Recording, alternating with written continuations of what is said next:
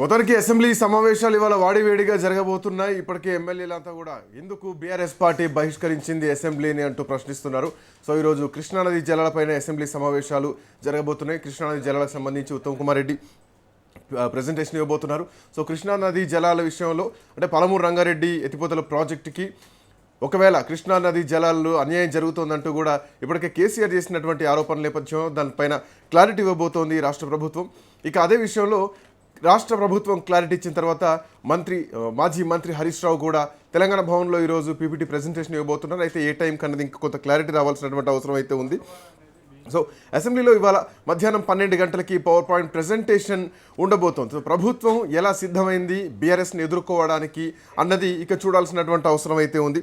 So ఇప్పుడు అటు పాలమూరు రంగారెడ్డి కేంద్రంగానే ఈ డిస్కషన్ మాత్రం జరగబోతోంది. దాంట్లో కృష్ణా నదీ జలాలకు సంబంధించి పాలమూరు రంగారెడ్డిలో అన్యాయం జరుగుతోంది అన్నది ప్రధానంగా బీఆర్ఎస్ పార్టీ చేసినటువంటి ఆరోపణ.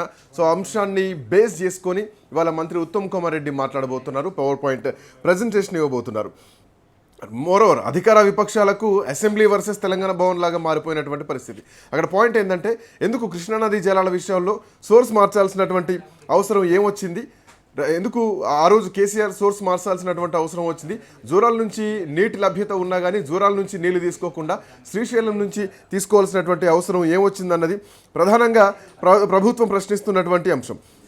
అయితే వాస్తవానికి శ్రీశైలం డ్యామ్ నుంచి లిఫ్ట్ చేయాలంటే లిఫ్ట్ హెడ్ చాలా ఎక్కువగా ఉంటుంది. సో భారీ పంపులు అవసరం ఉంటాయి, అత్యధికంగా దానికి ఖర్చు కూడా పెట్టాల్సినటువంటి అవసరం ఉంటుంది. అండ్ మోరోవర్ అధిక విద్యుత్ అవసరం కూడా ఉంటుంది. సో భారీ నిర్వహణ ఖర్చులు కూడా ఉంటాయి శ్రీశైలం నుంచి సోర్స్ తీసుకుంటే. Moreover Srisailam left and right canal అంటే ఆంధ్ర తెలంగాణ మధ్యలో నీటి పంపకాలు శ్రీశైలం కెనాల్ నుంచి ఉంటాయి. ఈవెన్ జూరాల నుంచి కూడా శ్రీశైలానికి చేరుకుంటాయి నీళ్లు. శ్రీశైలం నుంచి మళ్ళీ పాలమూరు రంగారెడ్డికి నీళ్లు లిఫ్ట్ చేయాల్సినటువంటి పరిస్థితి ఉంటుంది. సో ఎందుకు అంటే ఏ కారణంతో కేసీఆర్ జూరాల నుంచి కాకుండా శ్రీశైలం సోర్స్ నుంచి నీళ్లు తీసుకోవాల్సినటువంటి అవసరం ఏమొచ్చింది. మరోవర్ జూరాల ప్రాజెక్ట్ కూడా కంపారిటివ్లీ చూసుకుంటే కనుక ఎత్తు తక్కువగా ఉంటుంది శ్రీశైలంతో పోలిస్తే, అండ్ తక్కువ ఖర్చు కూడా ఉంటుంది, ఈవెన్ డిజైన్కు కూడా అనుకూలంగా ఉంటుంది. సో జూరాల నుంచి తీసుకోకుండా కేసీఆర్ ఎందుకు శ్రీశైలం నుంచి తీసుకున్నారు అన్నది ఈరోజు ప్రభుత్వం ప్రశ్నిస్తున్నటువంటి ప్రశ్న.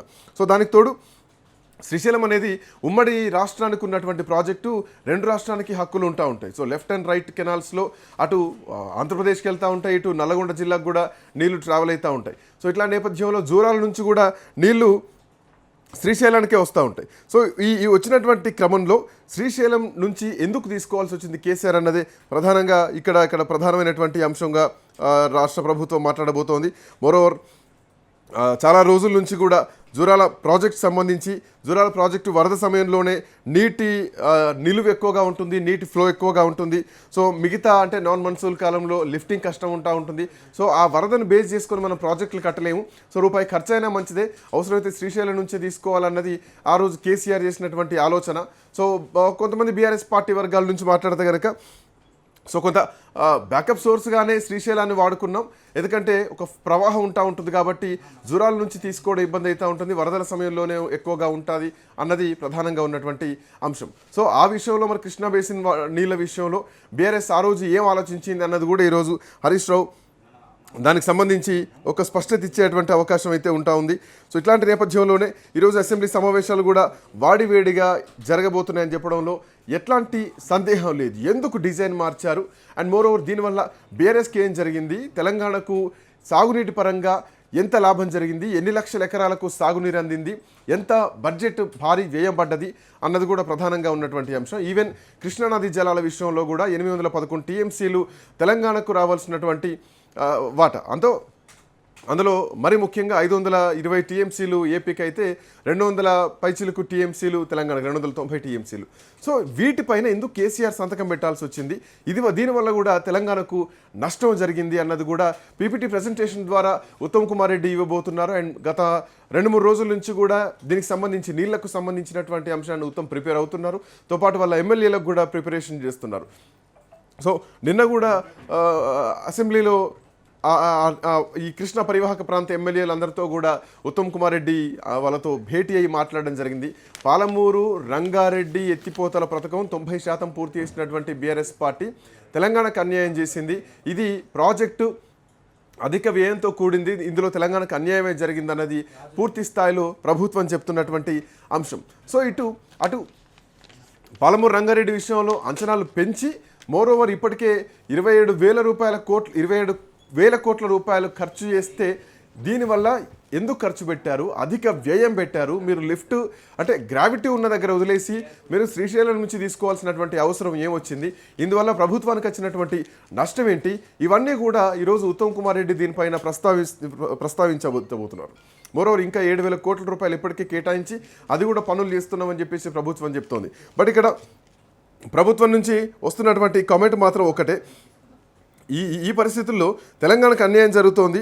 ఒకవేళ అంటే గతంలో ఉమ్మడి రాష్ట్రంలో ఎట్లాగైతే కాంగ్రెస్ పార్టీ వ్యవహరించిందో ఇప్పుడు కూడా అదే విధంగా కాంగ్రెస్ పార్టీ వ్యవహరిస్తోందన్నది ఇటు బీఆర్ఎస్ పార్టీ చేస్తున్నటువంటి ఆరోపణ. వీళ్ళు చేస్తున్నటువంటి ఆరోపణ ఏంటంటే ఈ పనులు ఇంత 10% పూర్తి చేస్తే 1,00,000 ఎకరాలకు సాగునీరు వస్తుంది, పంట పండుతుంది. రంగారెడ్డి, నల్లగొండ, ఇటు హైదరాబాద్ కొంత పాటు కూడా కలిసి వస్తూ ఉంటుంది, నల్లగొండ, ఉమ్మడి మహబూబ్ నగర్ జిల్లా. సో ఈ జిల్లాల్లో పడేటువంటి ప్రతి వర్షం బొట్టు కూడా కృష్ణానదిలోనే కలుస్తూ ఉంటుంది. ఆల్మోస్ట్ ఒక 380 కిలోమీటర్లు ఈ పరివాహకంలో పారుతూ ఉంటుంది కృష్ణానది. సో దీంట్లో మన వాటా మనకు 811 టీఎంసీలు రావాల్సిన దాంట్లో ప్రాజెక్టు లేక, కృష్ణ బేసిన్లో ప్రాజెక్టు లేక, సో ఈ నీళ్ళన్నీ కూడా త్రూ శ్రీశైలం నుంచి అటు ఎక్కువ శాతం ఆంధ్రప్రదేశ్కి తరలి వెళ్ళిపోతున్నాయి. సో ప్రాజెక్టులు కట్టాలి అన్నది ప్రధానంగా బీఆర్ఎస్ పార్టీ చేసినటువంటి ఒక ఆలోచన అయినా కానీ, సో ఇప్పుడు మెయిన్ పాయింట్ ఒకటే, పాలమూరు రంగారెడ్డి మీద 91 టీఎంసీలు రావాల్సినటువంటి దాంట్లో మాకు 40 టీఎంసీలు చాలని ఉత్తమ్ కుమార్ రెడ్డి ఎట్లా రాస్తారు, ఎట్లా మాట్లాడతారు అన్నది ప్రధానంగా బీఆర్ఎస్ పార్టీ చేస్తున్నటువంటి ఆరోపణ. సో దానిపైనే వాడి వేడి చర్చ జరగబోతోంది అసెంబ్లీలో, అటు అసెంబ్లీలో ఇటు తెలంగాణ భవన్లో. సో ప్రజాక్షేత్రం వర్సెస్ ప్రభుత్వ క్షేత్రం లాగా మారిపోతుంది. చూడాలి ఎట్లాంటి పరిణామాలు ఉండబోతున్నాయి.